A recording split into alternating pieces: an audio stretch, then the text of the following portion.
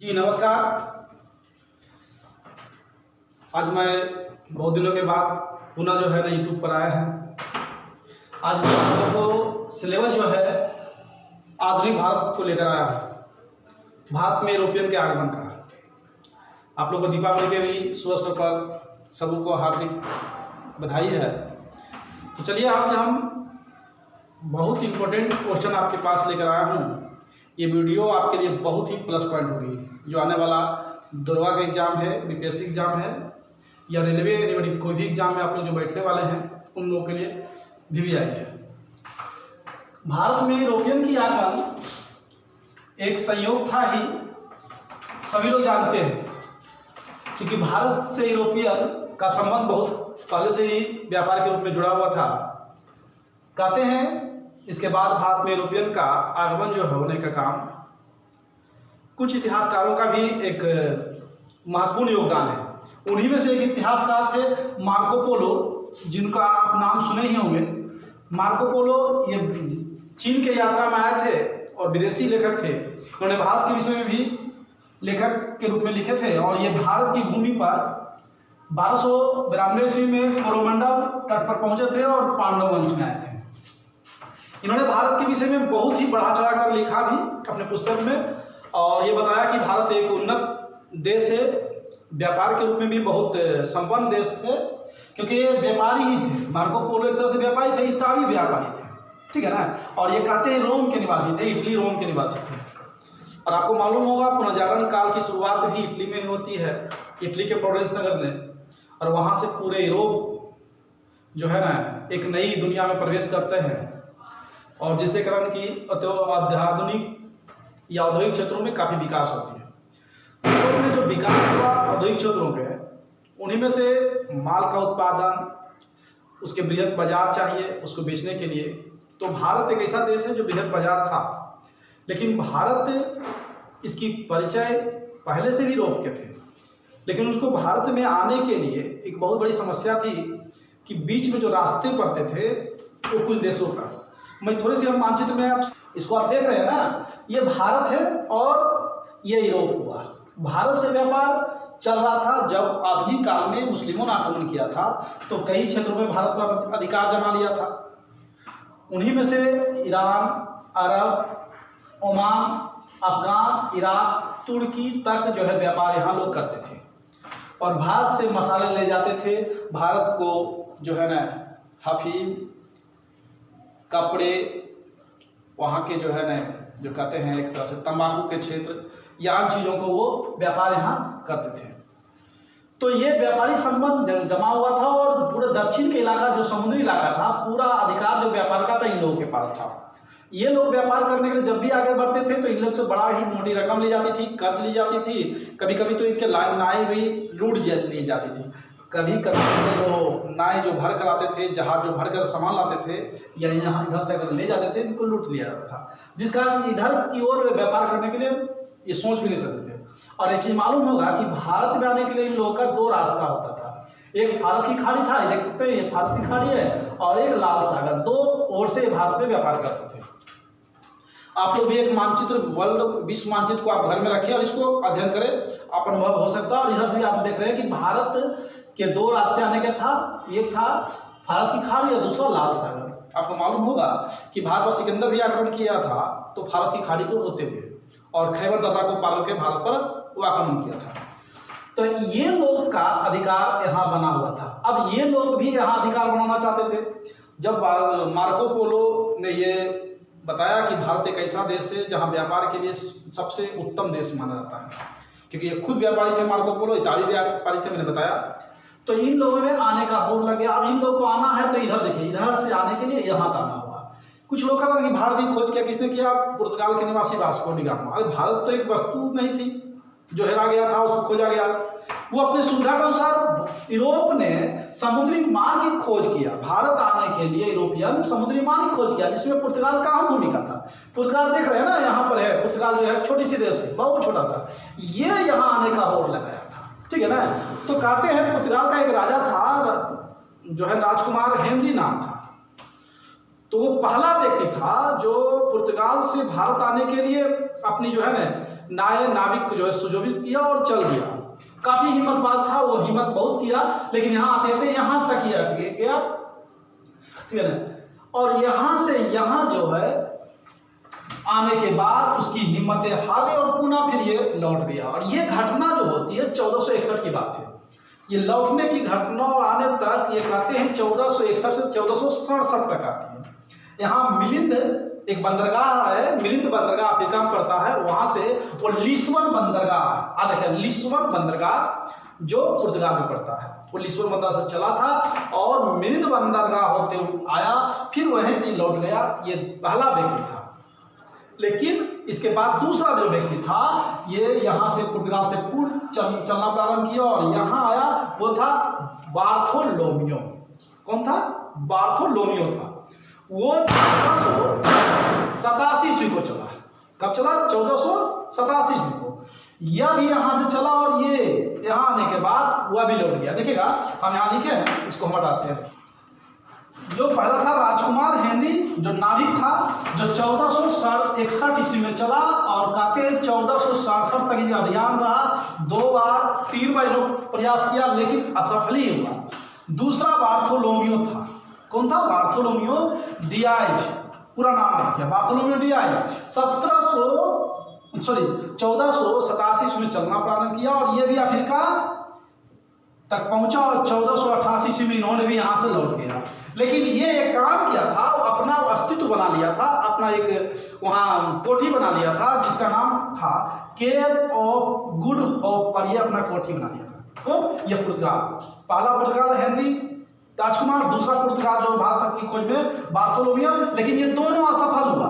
लेकिन एक काम जो है ना बार्थोलोमियो किया था कि केप ऑफ गुड होप पर जो है अपना अस्तित्व बना लिया था। ये 1488 की बात है। और पुनः ये लिस्बन द्वीप, देखिए लिस्बन हम लिखे हैं यहाँ पर, लिस्बन द्वीप पर ये लौट आया। तो ये पुर्तगाल देख रहे हैं अभी यहाँ होड़ लगाया था क्रमबद्ध रूप से, आप पुनः देख सकते हैं कि पुर्तगाल कब आया भारत में? 1498 ईस्वी में। उसके बाद डच आया 1596 ईस्वी में। कहीं कहीं 1602 रहेगा, कहीं कहीं 1602 रहेगी, इसलिए क्योंकि भारत की भूमि पर यह 1602 ही पहुंचा। द्वीप जो है अरब सागर के द्वीप पर यह पहला जो है ना पहली बार 1596 में पहुंचा था।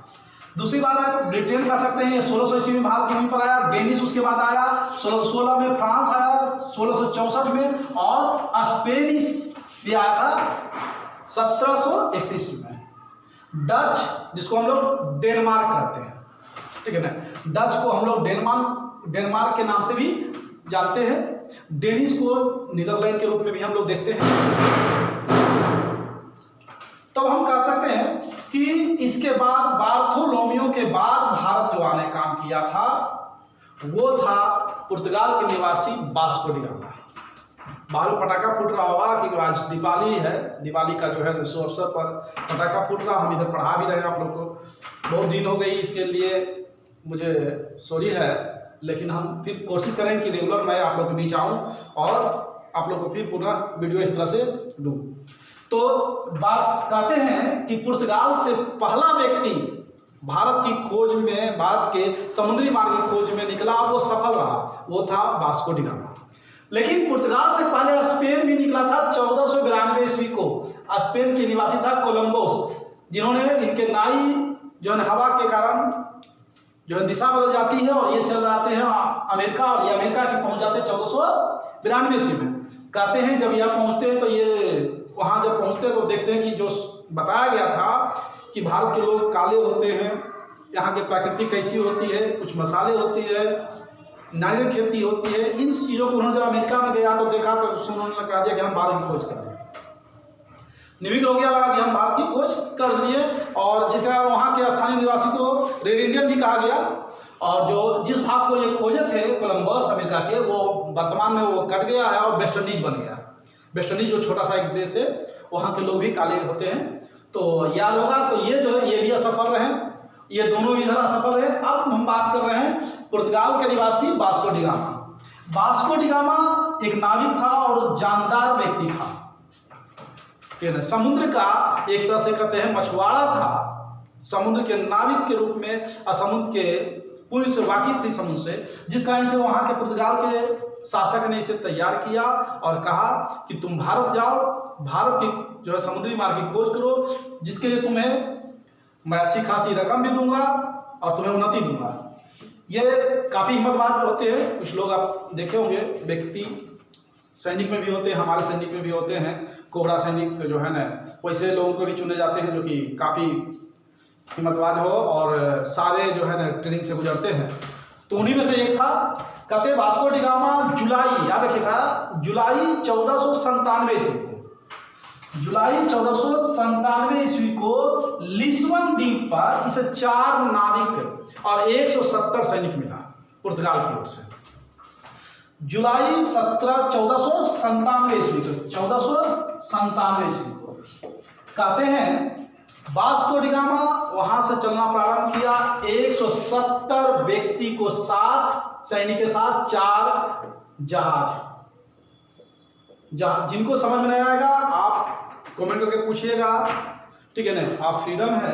और मैं कोशिश करूंगा कि आप लोग को जो है बारीकी से प्रत्येक पॉइंट पर नजर डाल करके बताऊं, जिससे कहीं से भी क्वेश्चन अगर कंपटीशन में आज पूछे, चाहे जिस एग्जाम में आप बैठे, तो मैं एग्जाम को देखते हुए मैंने इसकी बारीकी से अध्ययन करके आपके पास आया हूं और मैं कोशिश कर रहा हूं कि क्वेश्चन आपको पुर्तगाल हो या जो भी मैं पढ़ाऊंगा, Portugal, Dutch, Britain, Danish, France, Spanish, कहीं से क्वेश्चन आपको एक छूटने की कोशिश नहीं रहेगी मेरी। तो कहते हैं 170 व्यक्ति को 4 जहाज इसे मिला और इसे बड़ा ही स्वागत वहां किया गया लिस्बन द्वीप पर। कहाँ? पुर्तगाल के लिस्बन द्वीप से। कहते हैं 170 व्यक्ति के जो घर वाले थे, जिनके परिवार थी, माँ थी, पत्नी थी, बीवियां थी, सब लोग आए, उनको बड़ा स्वागत किया कि जा रहे हैं, फिर पुनः लौटेंगे, नहीं लौटेंगे, लेकिन हमारे देश की बात है, देश की उन्नति है, अगर एक बार खोज कर लिया जाए तो जो हमारे देश पिछड़े हैं, यूरोप के पिछड़े देशों में से शामिल है था उस समय पुर्तगाल, वो काफ़ी उन्नत हो जाएगा, उन लोग को ये मानना था। तो जबरदस्ती किया गया।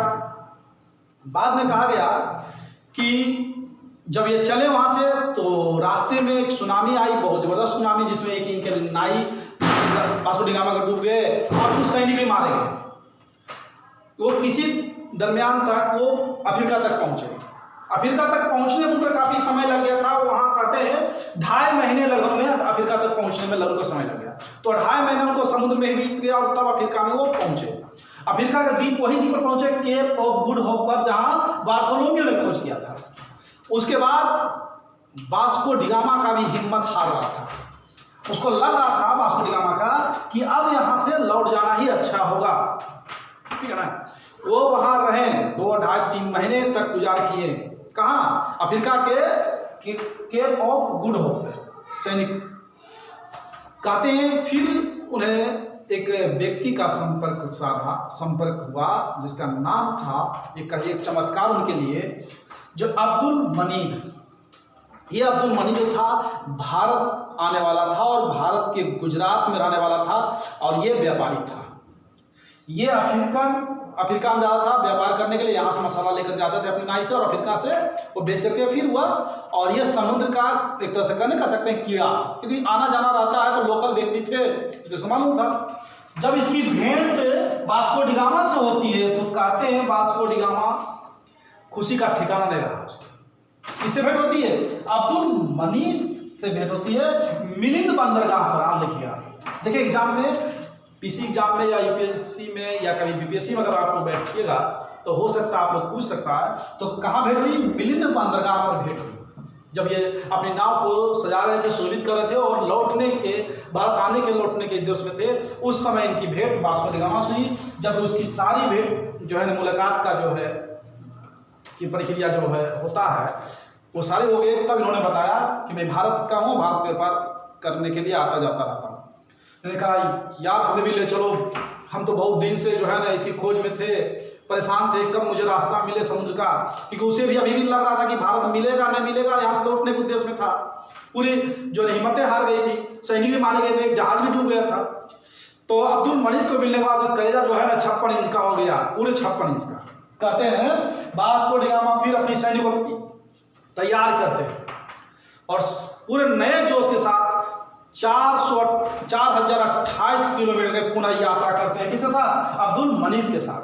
अफ्रीका से भारत की ओर। वो कहाँ पर था, थोड़ा सा एक यहाँ से इन्हें मिला, यहाँ पहुंचेगा केप टाउन शहर के बगल में ही है जो है मिलिंद द्वीप, वहां आप पहुंचने के बाद यह भेंट हुआ और यहाँ से यहाँ भारत इसको पहुंचना था, यहाँ से भारत पहुंचना था, ठीक है ना। कहते हैं जब भारत पहुंचा ना तो वहां पहले से ही बहुत अच्छी व्यापारी हो रही थी, अपने बस्ती बना लिए थे। किसने? यही लोगों ने। क्या? ईरान, इराक, अरब लोग जो है ओमान, टर्की लोग के, टर्की जिसे तुर्की कहते हैं, सारे वहाँ के मुस्लिम लोग जो थे वो अपनी बस्ती बनाते थे और अच्छी खासी उनकी व्यापार चलती थी। जब पुर्तगाल को भेंट हुई, वहाँ पहुँचे पुर्तगाल के निवासी वास्को डी गामा सैनिक के साथ, तो कुछ मुठभेड़ हुआ। लेकिन कहते हैं जब कालीकट जगह पर जो पहुँचते हैं 17 मई 1498 ईस्वी को, ये डेट भी याद रखें, 17 मई 1498, 90 दिनों की यात्रा कर पहुँचते हैं, ठीक है ना। कितने दिन? 90 दिनों की यात्रा कर वहां पहुंचते हैं। कहां से? यहां से 90 दिन की यात्रा। यहां से 90 दिन की यात्रा नहीं जोड़िएगा, अगर यहां से अगर कोई जोड़ रहे हैं तो पूर्णतः गलती कर रहे हैं, ठीक है ना। क्योंकि यहां से हमने बताया कि जुलाई 1497 में चला था और ये आकर के यहाँ रुके हुए थे, आराम भी किया, महीना 2 महीना खाया पिया। उसको लग रहा था कि किस मुंह लेकर हम राजा के पास जाएंगे, हमको तो बोला गया कि भारत नहीं छोड़ना है, हमको सैनिक मिला, 4 जहाजें मिली, हमको खाने पीने के रास्ते में अच्छे खासे रकम मिला। लेकिन जब उसे व्यापार जो मिला था अब्दुल मजीद, उसके जो है ना हिम्मतें जो है लगा कि अब भारत की हम खोज कर लिए, यहाँ पर इसको निविघ्न हो गए। कहते जब यहाँ आया तब हम यहाँ की बात जब बताते हैं तो देखिए, ये देख रहे हैं आप लोग भारत के मैप को, आप तो बड़ा देख रहे होंगे ना, तो नजर आता होगा कहाँ है कालीकट, ये देखना राजामुरी का आसियान। तो कालीकट ये केरल पड़ता, देखिए पूरा इलाका केरल का है और ये केरल जो है ना, केरल है, यही कालीकट होती है सर। ये कालीकट का इलाका, ये इलाका कालीकट सबसे जो है निचले भाग का है। यहाँ ये पहुँचता है, जब पहुँचता है तो कहते हैं जामोरिन के जो सैनिक होते हैं उसे बड़ा स्वागत करता है, इसलिए क्योंकि लगा कि वो विदेश से आया है और बड़ा ही जो है ना अच्छे साहूकार होगा, काफ़ी रुपया पैसा लेकर आया होगा। इसे ले गया राजा के पास, जामोरिन के पास, जामोरिन के ले गया, जामोरिन से ये स्वागत के रूप में ये विनम्र अवस्था में उनसे जो है ना अनुमति मांगा रहने के लिए और वहाँ घूमने के लिए। राजा ने कहा ठीक है, जब विदेश से आए हो तो रहो।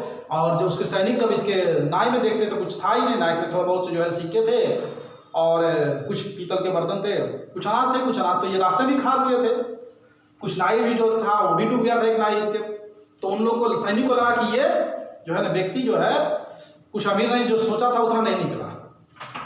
लेकिन फिर भी उसकी स्वागत हुई, उनको रखा गया, सारे शहर को घुमाया गया, गांव घूमे, 2-4 दिन 10 दिन 20 दिन वहाँ भी रहे, ऐसी बात नहीं। जब वो पुनः लौटे थे तो उनके वो जो घूमे थे वहाँ से इलायची, लौंग कहते हैं, काली मिर्च, दालचीनी, ये सारे चीज़ को वो ले लिए थे नाव में, जो रकम था बचा हुआ था उनसे खरीद करके वो लिए थे। और कहते हैं जब वो यहाँ से पुनः जब वापस गए, कहाँ पुनः वो वापस गए पुर्तगाल, तो पुर्तगाल में कहते हैं उसको बड़ा जबरदस्त स्वागत हुआ। 170 व्यक्ति आया था, लेकिन वहां जो पहुंचने के बाद 54 व्यक्ति बचा। कहाँ पहुंचा था? लिस्बन द्वीप, ठीक है ना। कहाँ था? लिस्बन द्वीप। देखिए हम लिस्बन द्वीप कहीं लिखे होंगे, ये देखिए लिस्बन द्वीप पर, ये लिस्बन बंदरगाह पर ये पहुंचा। कौन? Vasco D gamma. तो उनको बहुत ही जबरदस्त स्वागत हुआ, लेकिन जिनके परिवार के जो है सदस्य नहीं रहे उनको बड़ा दुखी भी रहा। राजा बहुत खुश हुए और जो नाई से जो ले गए थे भर करके जो मसाले, जब वहाँ उसको सेल किए, वहाँ बेचे, तो कहते हैं इतिहासकार का मानना है कि जितने आने जाने की खर्चा था सभी काट करके फिर भी उसे 60 गुना लाभ हुआ, 60 गुना लाभ हुआ। तब राजा ने उसे एक समस्या बताया पुर्तगाल ने कि यहाँ पहले से ही व्यापारी, मतलब भारत के जो है ना समुद्री क्षेत्र के जो है ना तटीय भागों में व्यापारी पहले से ही है, उसके हमारी दबदबा बनाने के लिए थोड़ी शक्ति की जरूरत है। तो पुर्तगाल कहते हैं कि पुर्तगाल के राजा ने क्या किया, पेड्रो अल्वारेज केवरल, ये नाम आ रखेगा, कई बार एग्जाम में पूछ सकता है। पेड्रो अल्वारेज केवरल को 1500 ईस्वी में, 1400 कहते हैं कि 99 में वो सुशोभित किया और 1500 ईस्वी में 13 जहाज 1200 सैनिक के साथ, बंदूक गोलों के साथ जो है ना भारत पर, वो तटीय भाग पर भेजा। किसको? पेड्रो अल्वारेज कैब्रल का, जिन्होंने ब्राजील की खोज किया था। उद्योग व्यापार करने के लिए ब्राजील की खोज यही किया था। यह पुर्तगाल का दूसरा व्यक्ति था जो भारत के भूमि में पर आने काम किया था, भारत के तटीय क्षेत्रों में। पेड्रो अल्वारेज ने आया जब भारत में, तो दूर से ही देखा व्यापारी पूरे जो है ना होड़ लगा हुआ, बंदरगाह पर कई जहाज हैं, वो दूर से ही बारूद को छोड़ना शुरू कर दिया। कहते हैं कि भगदड़ मच गई बंदरगाह पर, कई बस्तियां, जो बस्तियां थी बना हुआ व्यापारी को, बस्तियां बर्बाद हो गई। वहाँ के जो है बच्चे बूढ़े कई मारे गए, कई महिलाएं तो ऐसे थे, उन्होंने जो है उनसे माफ़ी मांगा था कि हमारे बच्चे को छोड़ दे। बड़े क्रूरता की तरह जो है उसको व्यवहार किया गया। और इनके भी सैनिक बर्बाद हुई, ऐसी बात है, इनके भी जहाजें बर्बाद हुई। कहते हैं कुछ लोगों का मानना है कि इनके भी 4 जहाज बर्बाद हुई और सैनिक भी करीब करीब बर्बाद हुई थी। 400 उनके सैनिक पर अच्छा था। और ये 400 सैनिक कुछ जहाज लेकर के फिर पुनः ये जब पुर्तगाल लौटे लिस्बन द्वीप पर, तो उन्होंने कहा मैंने पूरे भारत के जो तटीय भाग को खाली करवा दिया हूँ। ये हम भारत की भूमि पर रुके नहीं, ये पुनः उसी से वहाँ से ही वो युद्ध करने के पश्चात लौट गए। कहते हैं फिर दोबारा भारत की भूमि पर आने के लिए, भारत के व्यापार के संबंध जोड़ने के लिए पुर्तगाल ने वास्को डी गामा को ही भेजा। वो था डेट ईस्वी 1502 का। 1502 ईस्वी में पुनः वास्को डी गामा भारत आया। लेकिन जब भारत आया तो इसे अब समस्या था क्या, जो संबंध था कालीगढ़ के राजा जामोरिन के साथ, वो संबंध बिगड़ चुका था। क्योंकि उसे मालूम था कि इन्हीं के सूचना, एक तरह से कह सकते हैं गुप्तचर या सूचना, या हमारी बर्बादी का जो कारण है, जिसे हम खिलाया पिलाया स्वागत किया, जिसने हमें हमारी बर्बादी किया, इन्होंने सैनिक से पूरे हमारी जो है बंदरगाह को बर्बाद कर दिया। कहते हैं जामोरिन के राजा के सैनिक से जो है वहां से भगा दिया गया, कुछ सैनिक इसके मार दिए भी गए। वहां से ये पुर्तगाल जो है वास्को डी गामा गए और कोचीन, उसके आगे कोचीन पड़ता है, ऊपर आप चढ़िएगा तो जो है इस तरह से जो है ऊपर जो है ये केरल का भाग है। तो केरल का भाग जो है, तो ये केरल का भाग जो ऊपर पड़ता है, ये नीचे जो पड़ता है कालीकट, और ऊपर कोचीन वहां पहुंचता है। क्योंकि कोचीन के जो राजा होते हैं वो राजा जामोरिन से उनका मतलब रिश्ता अच्छा नहीं होती है, और हिंदू और मुस्लिम के कारण ये थोड़ा सा जो है ना अलग व्यवहार होती है, जिस कारण वहाँ वो पहुँचती है और इनकी वहाँ अनुमति दी जाती है व्यापारिक कोठी खोलने के लिए और व्यापार करने का। वहाँ से पुर्तगाल जो है व्यापार करना प्रारंभ करता है और उसका नेतृत्व वास्को डी गामा करता है। वास्को डी गामा कहते हैं पहला भारत में कोचिन खोला, वो खोला 1503 ईस्वी में। कब खोला? 1503 ईस्वी में खोला।